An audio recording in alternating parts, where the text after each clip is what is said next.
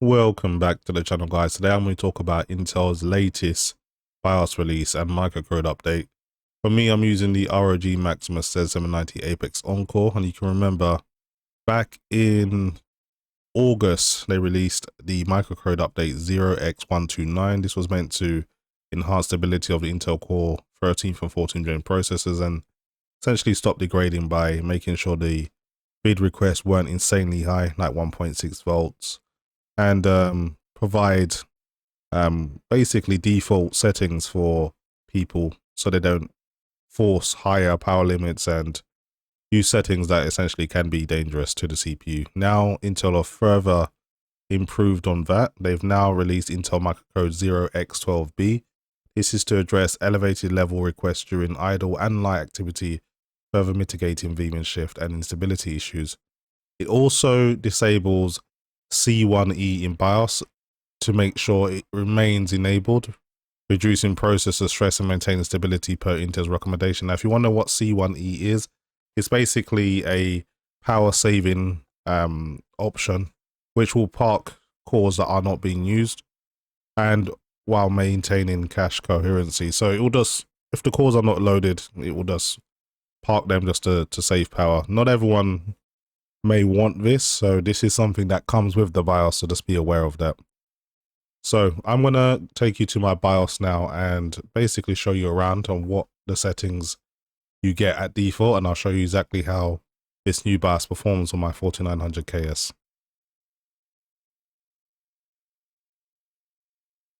Okay guys, as you can see, I'm back in my BIOS now, and you can see I'm using version 1602. That is the version that was released on the 27th of September. And really, most of the settings are default. I've made one or two changes just because of like my memory support, but that's it. So you can see I'm using the Intel default settings with the extreme profile. For those who don't know, this will be defaultly selected if you're using a 4900KS at least. And you can actually use a profile called performance. This will drop your power limit down to 253 watt rather than 320, but by default, at least with an Asus BIOS and a 4900KS, you use the extreme profile. Even if you press F5 to go back to factory defaults, this will be the profile selected, for those who don't know. Now, you can see multi-core enhancement has been disabled to enforce all limits. This is part of the Intel Extreme profile, so I haven't made any changes there. My DRAM frequency is obviously personal. Whatever RAM you have, maybe you're using XMP, maybe you've took some time to do a little bit tweaking. That's all on you. I'm not going to get into that. I'm running mine at 8533 because I know my RAM can take it. When it comes to the core speeds, this is all left at auto. If you try to mess with this, you'll get a prompt saying this is the Intel Extreme profile. You need to load the Asus overclock settings so you can actually make tweaks to the core clock. So the core clocks are literally quite locked in place. And for those who don't know, the Intel i9 4900KS runs at 6.2 GHz as a max boost and 4.5 GHz on the E-cores out of the box. Now, when it comes to the DigiVRM, this will be at level 5 by default, and also your AC/DC load line will be synced. That's all part of the Intel Extreme profile. I've put this to level 6 just as a personal touch. I prefer the level 6 load line. I think it provides better stability when it comes to the V droop. It's not too high. Now, Intel CPU power management is where most of the work gets done with the profiles that you've selected. So with the Intel Extreme profile, we'll be using 400 amps, 320 watts on the PL1 and PL2 limit, and also IACP and SACP will be enabled, as well as your IATDC current limit will be your motherboard's capability. You do have the option of using unlimited if you wish. All of these have been put into safeguard and provide better stability for the CPU, because you can customize this and pretty much run everything with the shackles unlocked just to get the maximum performance. But that's not what this video is about. It's about showing you what pretty much the stock performance gives you. Thermal velocity boost is an interesting one. Everything's at auto, so it's not very clear if it's actually being used. But just to explain what this is, so this is the frequency. So it's at 6.2 GHz for cores 1 and 2.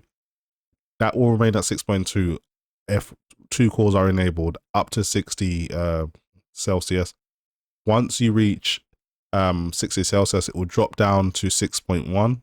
Once those 2 cores reach 85 Celsius, it will drop down by another 2 bins down to 5.9 gigahertz with the rest of the other cores. So that's what that is. So whether it's being used or not, I'm not too sure, because it says also.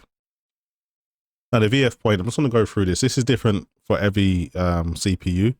So the VF point pretty much shows you what voltage your CPU uses at a given frequency. So for me, the 6.2 gigahertz boost will use around 1.523 volts.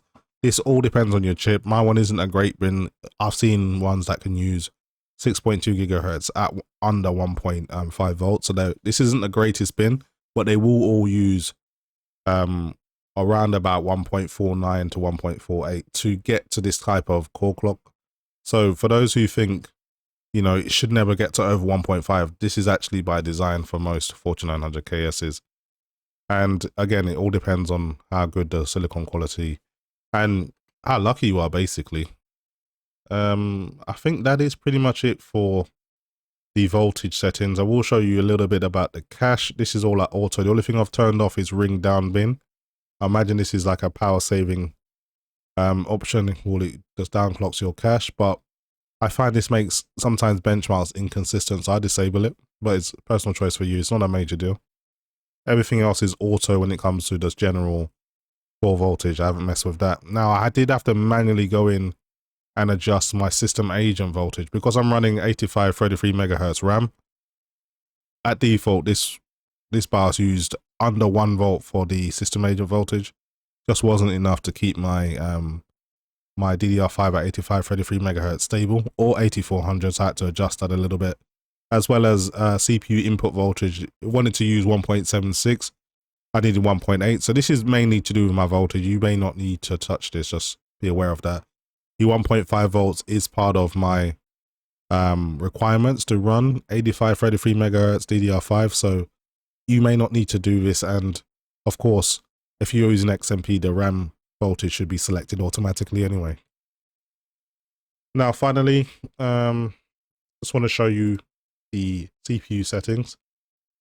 You can see that the CPU states are at auto, and you can't actually change the enhanced C states before you're able to turn this off. So if you didn't want to use your max boost clocks and things like that, you would be able to adjust that. You can see that's grayed out now. That was the C1 option, C1E option I was explaining earlier. So that's it really. There isn't really much changes I've made. This is pretty much as stock as it gets. The only thing I've changed was a few voltage options to help the stability of my RAM. So I'm going to go back into Windows now and show you just how this BIOS performs. Back into Windows now. So I'm just going to enable CPU ID HW monitor. This will show you all the voltages, temperatures, core clocks, etc. And one of the main focuses with all of these recent BIOS updates is the VID request. We want to know just how much a voltage the CPU is requesting. Now, just to be clear, what the CPU requests and what it actually uses are two different things. You can see that the amps is maxed out at 400 amps. So those settings that were in the BIOS are accurate. So for the PL1 and PL2, 320 watt as a maximum. PL4, I never understood what this setting is, but it's not something that's very important because we don't get to adjust this. This is something that just inherit from your CPU. Anyway, we can monitor the VID voltage here. We can monitor all of the other voltages and core clocks and temperatures. Everything you want to know about your CPU, this little bit of software will do that job. So anyway, this is what we want to focus on, the vid. So the maximum vid that's drawn, the minimum, etc. So the current vid right now is 1.38, and the maximum so far has been 1.431. So I'm going to keep this minimized. I'll also add core temp so you guys can see core clocks and temps a little bit clearer. But I'll have that in the background just so we can come back after all the benchmarks to see what the maximum vid request was. So I'll start off with something like a Cinebench R23. So just be aware, me running like HW info and also running Core 10 will reduce my score a slight amount, but not by much. But I just want to keep this up because I know everyone's interested in the temps and power draw, etc. So I'll start this benchmark now. So this is Cinebench R23. It kind of gives you a baseline of your multi-core performance. So with these settings, you can see my core clocks bouncing around 5.6, 5.5, 5.3. And all the temps are nice and cool at the moment. It is autumn now in the UK, so things are a little bit cooler. So my temps are going to be quite low. And you can see the score was 40,319. Now that is higher than the 38,000 I saw on the last BIOS. So this has actually got a bit of improved performance, it seems. I'll provide you guys with a single core score as well. So with the magic of editing, you guys will see that result a lot quicker.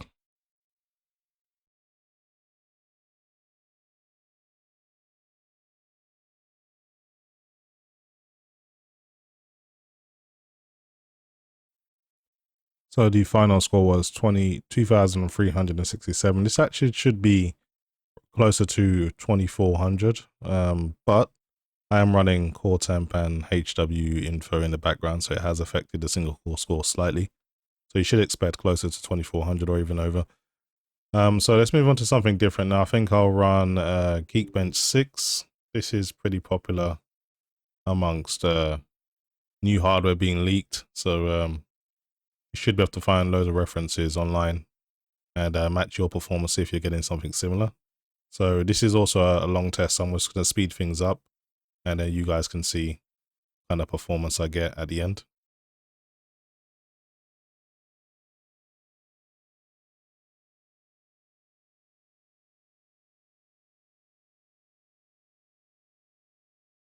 So the scores are in. For the single core, I've got 3,515, which is pretty decent. It's 6.2 gigahertz doing exactly what it's supposed to do.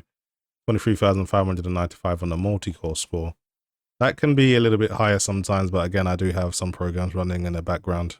It can vary. But that's pretty much it for the test in terms of Geekbench 6. I'll put a link in the description if you want to look at this in more detail. Okay, so that's Geekbench 6 all done.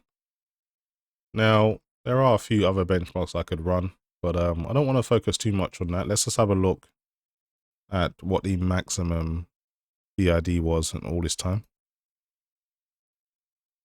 What I can see, 1.479 is the highest vid request that's happened since I've been running these tests, which is still within tolerance. Basically, you don't really want to go too much over 1.5, so it's not dangerous, but for a CPU like this, it's pretty much what's going to be required.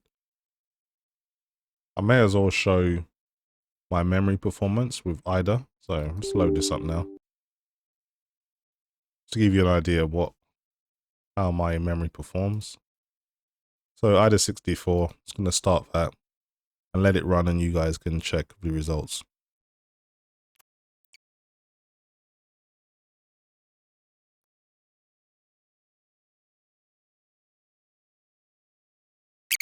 Okay guys, so that's all complete now. This is the score. As you can see, 52.2 latency, which isn't too bad. Read and write's really good. Level 3 cache kind of varies. Sometimes you will be in like 1,600 and then sometimes it'll be like 1,001. I'm not too sure why that is. That's generally what I get. And you can see some of the timings here, 38, 51, 47, 34. And again, with the cache, that kind of goes between 4.6 and 5 by default. So sometimes you run it, you might see this at 5. Sometimes you will be at 4.8.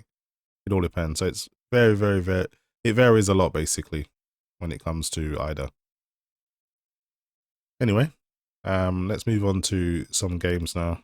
I'll use Black Myth Wukong because it's a recent game. It does a little bit of shader compilation at the start. And I'll also run HW info in the background so you guys can see basically all of the stats being monitored. I'm also going to use an MSI Afterburner with my RTX 4090. I'm going to load my overclock and you guys can observe all the core clocks while I'm playing. Okay, I'm also going to run V-Ray as a final benchmark. And then I'll get into some gaming tests. So V-Ray, you kind of see this among leaks as well for new hardware. So it's quite an intensive rendering test, and it will give you a score at the end. So you can do it with your GPU or you can do it with your CPU. I'm going to run it with my CPU, of course. I'll see what type of score I'll get. I'll leave core temp here so you guys can see the temps and power draw. You can see I'm using 320 watt, which is the maximum that this BIOS setting will allow.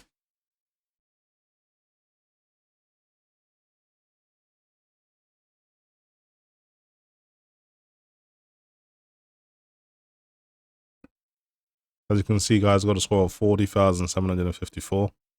I'm not too sure what that means on a grand scale of things, but that is a score I get with the Intel Extreme profile.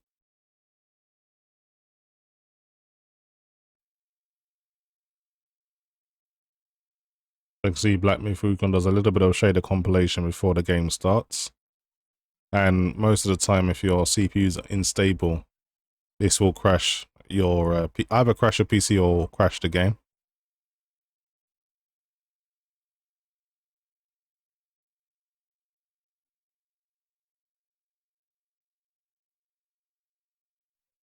Of course, no issues here.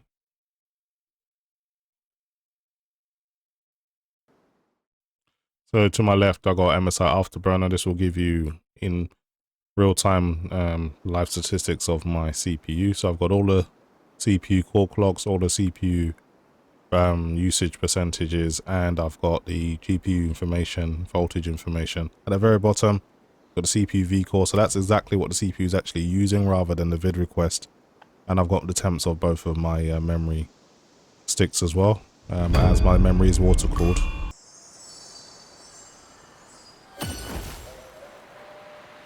It's been a while since I played this game, so I might be a bit rusty, but thoroughly enjoyed it while I did play it, and very much looking forward to the DLCs.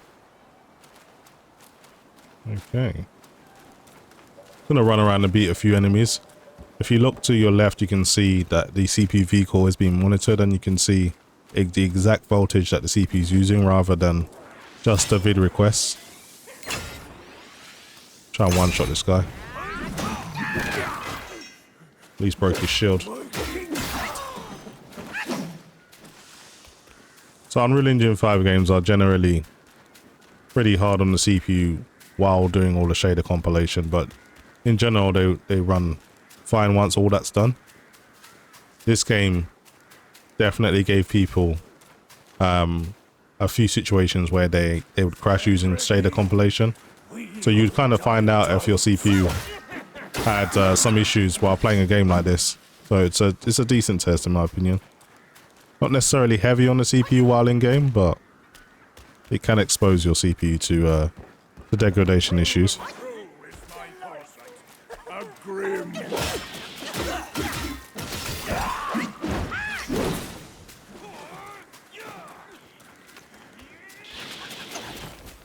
Another one of these guys. Where the hell did you come from?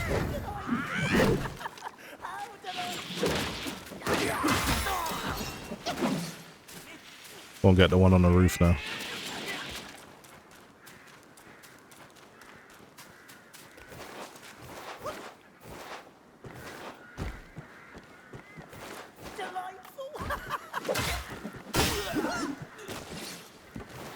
And there's one or two more around here. No.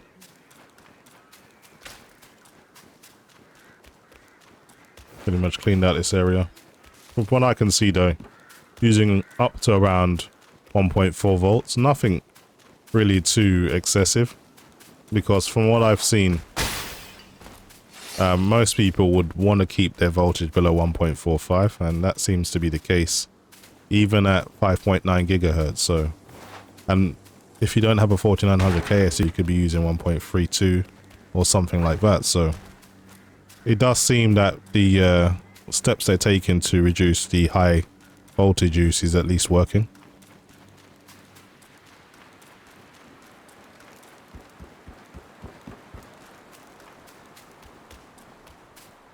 Well, I just want to give you guys a quick look at the new BIOS update, and from what I can see, it does what it is supposed to do. It's even removed the option of taking off power saving options just to make sure they remain, and keeping the CPU under less stress. So hopefully this will make the Intel CPUs last a little bit longer. That is pretty much it from me, guys. Hopefully you've enjoyed the video, and as always, thanks for watching.